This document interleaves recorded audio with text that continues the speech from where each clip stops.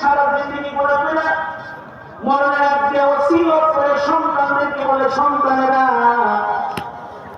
আমি মরে গেলে রবের কাছে চেহারা দেখানোর মতো শক্তি আমার নেই। আমি মরে গেলে আমাকে আগুন দিয়ে পোড়ায় ছাই বানাবো। পুরা ছাই গুলাকে 2 ভাগ করে, 1 ভাগ বাতাসে উড়ায় দিবা, 1 ভাগ পানিতে ভাসায় দিবা।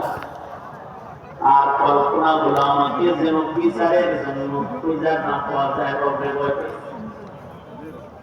হাকিম মোহাম্মদ মুজাদ্দিদুল্লাহ আশরাফ আলী থানভী বলেন, এই লোকটা জাহিদুত তাকদীর নয়, সে জাহিদুত তাকদীর।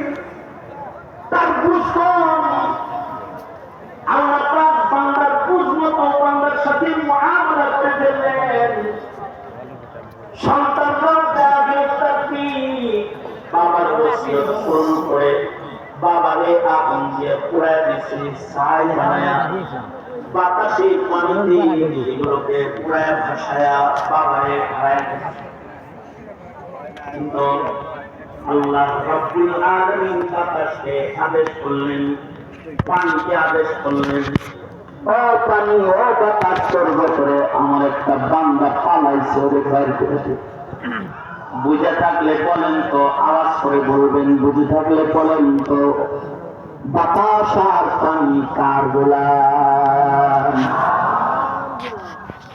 আর লুকিয়ে যাওয়া বান্দাটাকে বাইর করা, এটা আল্লাহর জন্য সম্ভব না অসম্ভব? সরকারের জন্য এখনো হাদিস খুঁজে বের করা সম্ভব হচ্ছে। এত দুর্বল সরকার যে কে খুন করছে এটা বাইর করতে পারতেছে না। এক সময় কয় ক্যান্টনমেন্টে আছে, এক সময় কয় ইন্ডিয়া আছে, এক সময় কয় দুবাই আছে। সরকার চালাও, তোমার বাহিনী করে দেখে।